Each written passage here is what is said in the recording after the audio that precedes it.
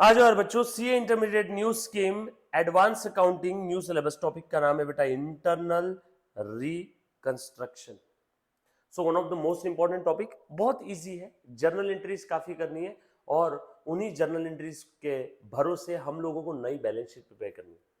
Generally internal reconstruction ये term हम लोग कब यूज करते हैं, जब कभी कोई एक कंपनी जिसको पिछले काफी समय से लॉसेस हो रहे हैं, उस कंपनी की balance sheet true and fair picture show नहीं कर रही है, अगर उस कंपनी की एसेट्स ओवर वैल्यूड है, जितनी एसेट्स की वैल्यू होनी चाहिए उससे ज्यादा है, वो कंपनी को कंटिन्यूअस लॉसेस हो रहे हैं, फिर भी वो कंपनी के बैलेंस शीट के असेट साइड के अंदर में आप लोगों को intangible asset like goodwill and patent copyright दिख रहे हैं।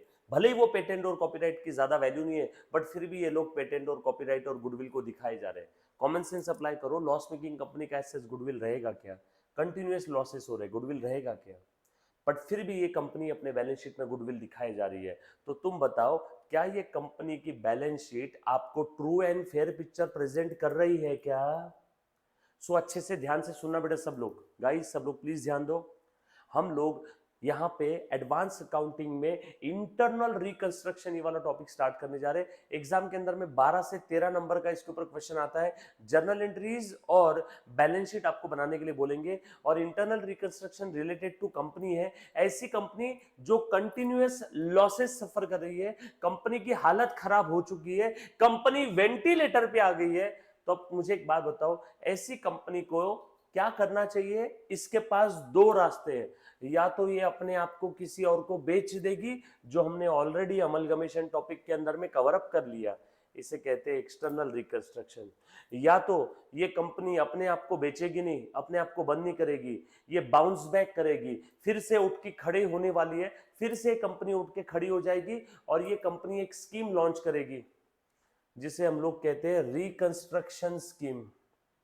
और जिसके अंदर में कंपनी क्या करेगी, जितने भी कंपनी के अंदर में लॉसेस दिख रहे हैं, ओवर वैल्यूड एसेट दिख रही है, उन सभी को ये राइट ऑफ करेगी, सेट ऑफ करेगी। अगर एसेट की वैल्यू ज्यादा दिख रही है तो उस एसेट के वैल्यू को कम करेगी, लॉसेस दिख रहे हैं तो उन लॉसेस को खत्म कर देगी।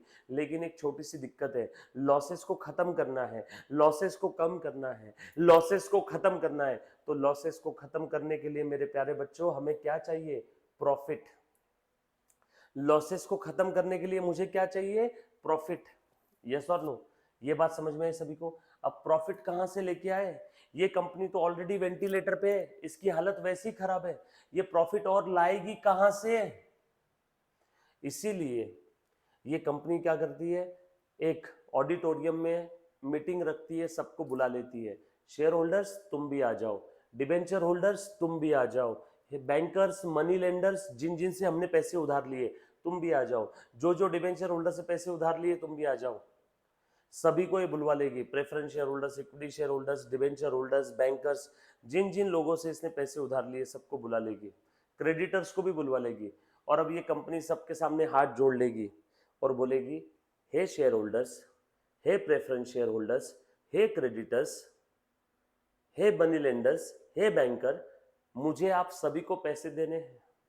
आप सभी मेरे बैलेंस शीट के लाइबिलिटी साइड में दिख रहे हो, लेकिन अब मेरी हालत इतनी खराब है, अगर मैं बंद हो गई या मैंने अपने आप को बेच दिया तो गारंटी नहीं है तुम सबको पैसे मिलेंगे नहीं मिलेंगे। अगर मेरा लिक्विडेशन हो गया है ना, वाइंडिंग अप वाली केस में मैं बोल रहा हूँ, गारंटी नहीं है। कौन से केस में?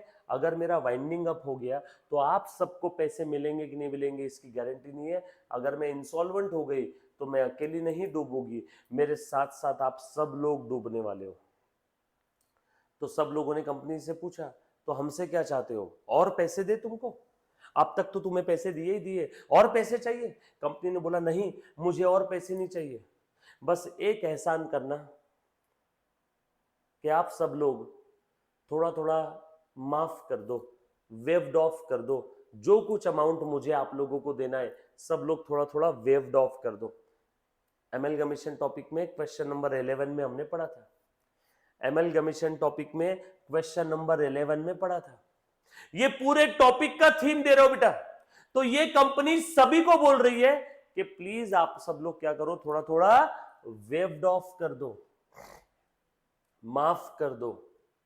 अब ध्यान से सुनना, कैसे वेव्ड ऑफ करेगी, कैसे माफ करेगी? ध्यान से सुनो बेटा सब लोग। जैसे मान लो जो कंपनी का इंटरनल रिकंस्ट्रक्शन हो रहा है, इंटरनल रिकंस्ट्रक्शन मतलब बड़ी खुददार कंपनी है, ये अपने आप को बेच नहीं रही है, ये ना ही अपना बिजनेस किसी को ट्रांसफर कर रही है। ये कंपनी क्या कर रही है बेटा? ऐसी कंपनी जिसका इंटरनल रिकंस्ट्रक्शन हो रहा है, उसकी लायबिलिटी साइड, उसकी एसेट साइड।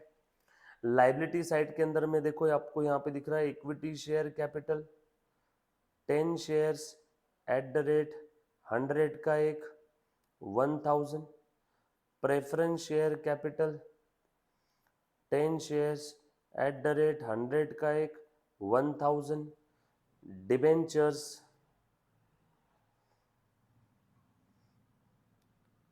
2000 के 20 डिबेंचर्स एट द रेट 100 का एक, बैंक लोन था 1000 का। और ये एसेट साइड में कंपनी के पास थी एसेट प्लांट एंड मशीनरी, ये थी 1000 की, गुडविल दिख रही है 2000 की। उसके बाद में ये कंपनी के पास और क्या है, P&L अकाउंट डेबिट बैलेंस है 1000 का, और आपको समझाने के लिए कैश एंड बैंक बैलेंस है 1000 का, 1 2 2 4 और 1 5।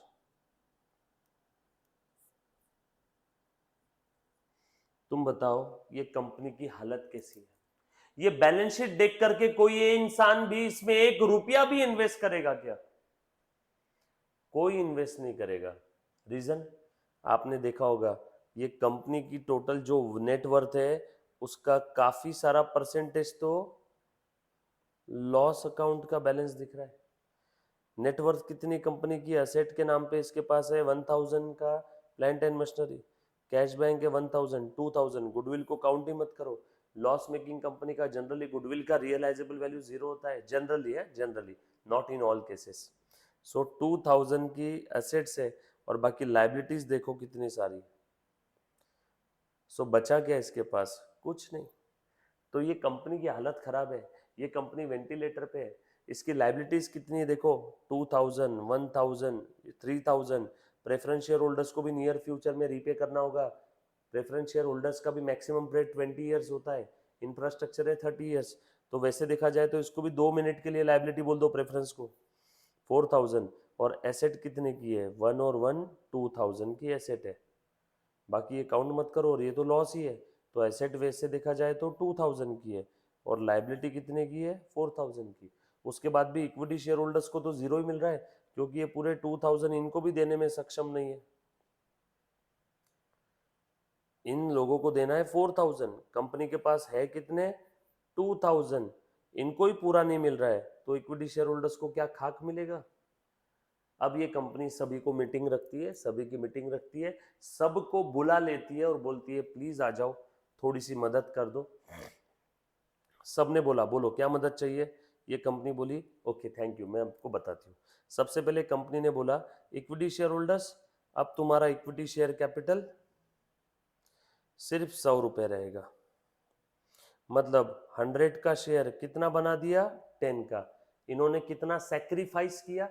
इक्विटी शेयर होल्डर ने पर शेयर 90 का सेक्रीफाइस किया, यानी 10 शेयर इंटू 90, यानी कितने का फायदा हुआ? 90 का। कितने का फायदा हुआ? 90 का। यहाँ पे रिकंस्ट्रक्शन अकाउंट बना लेंगे और रिडक्शन अकाउंट, 90 का फायदा हो गया पर शेयर, 10 शेयर का 900। मतलब अब ये एक शेयर कितने का रहेगा? 10 का। प्रेफरेंस शेयर होल्डर्स को बोला तुम्हारा भी एक शेयर अब रहेगा 10 का, 10 शेयर इंटू 10, 100। कितने का फायदा हुआ? 90 का। सो 10 share into 90। Preference share holders को भी बोला तुम्हारा एक शेयर 100 का है, चलो उसमें से 90 सैक्रिफाइस कर दो, अब तुम्हारा एक शेयर 10 का ही बचा। कितना सैक्रिफाइस किया? कितना सैक्रिफाइस किया प्रेफरेंस शेयर होल्डर्स ने? 90। प्रेफरेंस शेयर होल्डर्स का सैक्रिफाइस मतलब कंपनी का फायदा, कंपनी का फायदा हुआ 900 का। डिबेंचर होल्डर्स को कंपनी ने बोला चलो आप भी सैक्रिफाइस कर दो, आपका भी एक डिबेंचर अब 10 का रहेगा, यानी कितना हो जाएगा बेटा 20 डिबेंचर इंटू एक 10 का, तो कितना सेक्रीफाइस किया 90, कितने का फायदा हो गया कंपनी का 1800। नया डिबेंचर कितने का हो गया 10, यानी हो गया अब 200। ये कितना हो गया 10 शेयर इंटू 10 100, ये कितना हो गया 10 शेयर इंटू 10 100। और बैंक लोन वालों को बोला तुम्हें तो हम लोग 100 ही दे पाएंगे, चलो 900 सेक्रीफाइस कर लो, तो बैंक वालों के भी बचे कितने 100, कितने का सेक्रीफाइस किया 900 का। बताओ कैपिटल रिडक्शन में कितना आ गया 900 900 1800 900, टोटल कितने का फायदा हुआ स्कीम में 900 900 18 27 27 37 4500 का फायदा हो गया, क्योंकि ये सब क्रेडिटर्स ने ओनर्स ने अपना अपना राइट सैक्रिफाइस किया है कंपनी के लिए स्कीम के तहत। स्कीम को बोलेंगे scheme of internal reconstruction.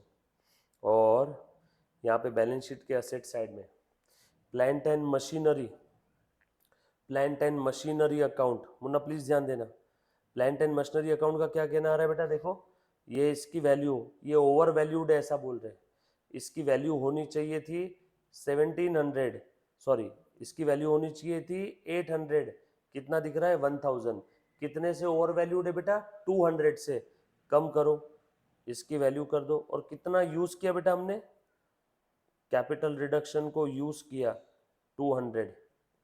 Plant and machinery का वैल्यू 1000 था, 1000 से 800 पे लेके आया, यानी प्लांट एंड मशीनरी कितने से ओवर वैल्यूड था 200 से, असेट की वैल्यू कम कर दी मैंने 200 से। अब तुम मुझे एक चीज बताओ, असेट की वैल्यू 200 से कम हो गई, नुकसान हो गया ना ये, अब इस नुकसान को कहां से सेट ऑफ करेंगे, इस रिकंस्ट्रक्शन अकाउंट से।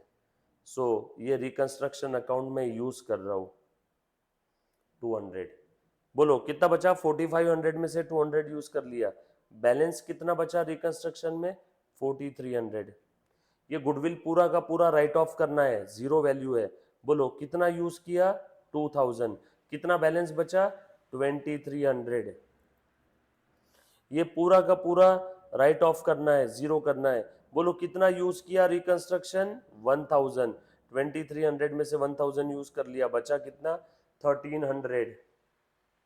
और ये 1300 का जो बैलेंस बचा है देखो ना, 200 प्लस 2000 2200 और ये 1000 3200, 4500 में से 3200 यूज कर लिया, 3200 यूज कर लिया, 3200 यूज कर लिया, 4500 में से 3200 यूज कर लिया, बैलेंस कितना बचा 1300।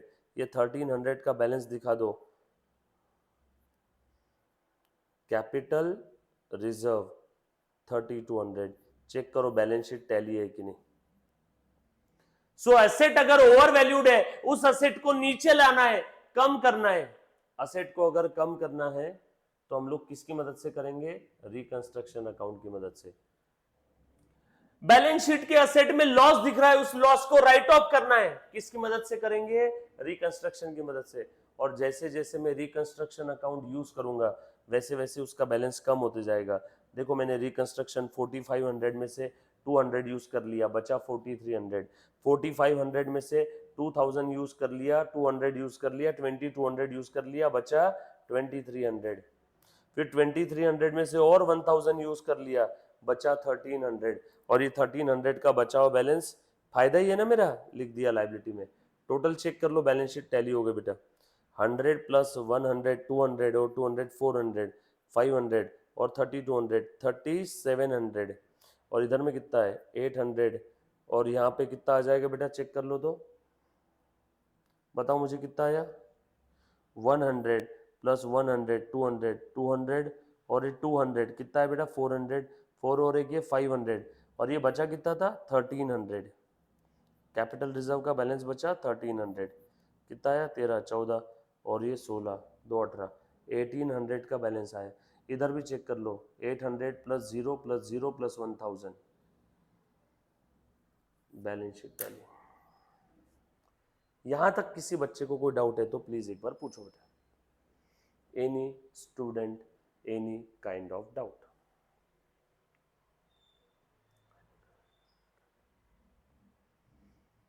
क्या किया मैंने? पहले मेरा फायदा हुआ, इक्विटी शेयर होल्डर ने सैक्रिफाइस किया, 100 के शेयर को 10 का बना दिया, 90 का सैक्रिफाइस हुआ पर शेयर 90, 10 शेयर्स का कितना हो गया बेटा? 900। प्रेफरेंस शेयर होल्डर ने सैक्रिफाइस किया, 100 का शेयर बना दिया 10, 90 का सैक्रिफाइस हुआ, 10 प्रेफरेंस शेयर्स थे, 900 का टोटल सैक्रिफाइस। 7% डिबेंचर होल्डर ने सैक्रिफाइस किया 1800 का, बैंक वालों ने सैक्रिफाइस किया बेटा देखो 900 का, टोटल सैक्रिफाइस 1800, 1800, 3600 और 900, 4500, और इस 4500 को यूज किया 800, 1000 का कितना बना दिया? 800, कितना यूज किया? 200। ये 4500 का हो गया फायदा। चलो अब इस फायदे को यूज करो ओवर वैल्यूड एसेट को खत्म करने के लिए, लॉस को खत्म करने के लिए, ओवर वैल्यूड एसेट को खत्म करने के लिए। ओवर वैल्यूड एसेट 1000 की थी, 1000 से कितना बना दिया? 800। एसेट कितने से ओवर वैल्यू थी? 200 से। 200 से एसेट की वैल्यू कम हो गई, नुकसान हो गया। इस नुकसान को कहां से राइट ऑफ करेंगे? रिडक्शन अकाउंट से। सो 4500 में से 200 यूज कर लिए, बोलो बचे कितने? 4300। 4300 से 2000 यूज कर लिया, बचा कितना? 2300। 2300 से 1000 यूज कर लिया, बचा कितना? 1300। क्लियर? यस और नो? ये बात समझ में आई क्या सभी को? यहां तक किसी बच्चे को अगर कोई डाउट है तो प्लीज एक बार पूछो। Clear? All set? Done?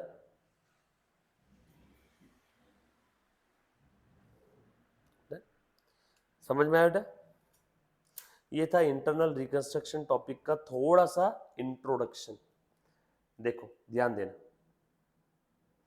when a company has making a losses for several years, Munna ध्यान दे दे, बस 2 मिनट की बात है, ध्यान दे बेटा।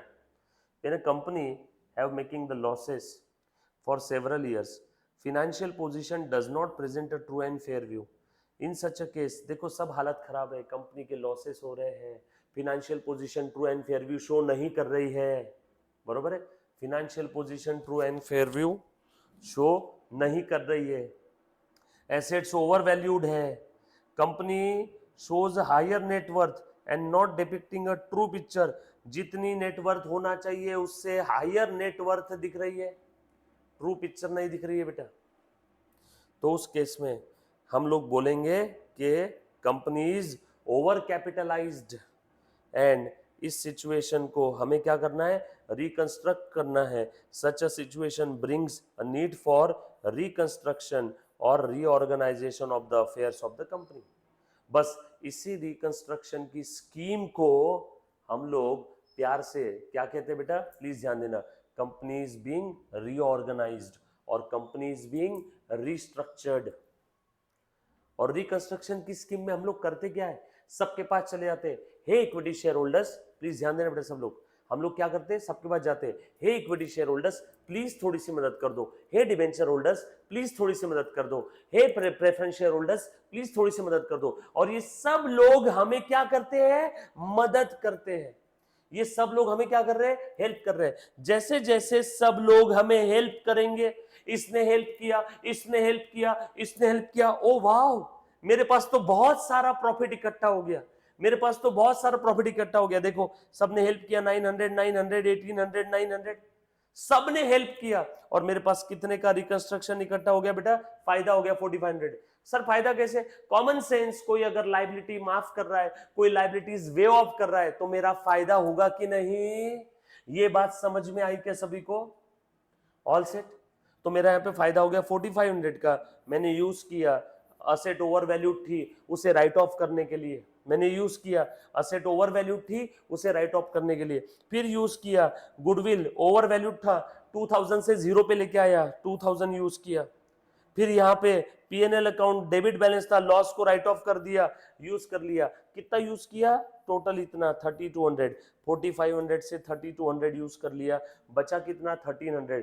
1300 बचा हुआ फायदा ट्रांसफर कर देंगे कैपिटल रिजर्व में। खत्म, खत्म, खलास, फिनिश। कुछ था इसमें?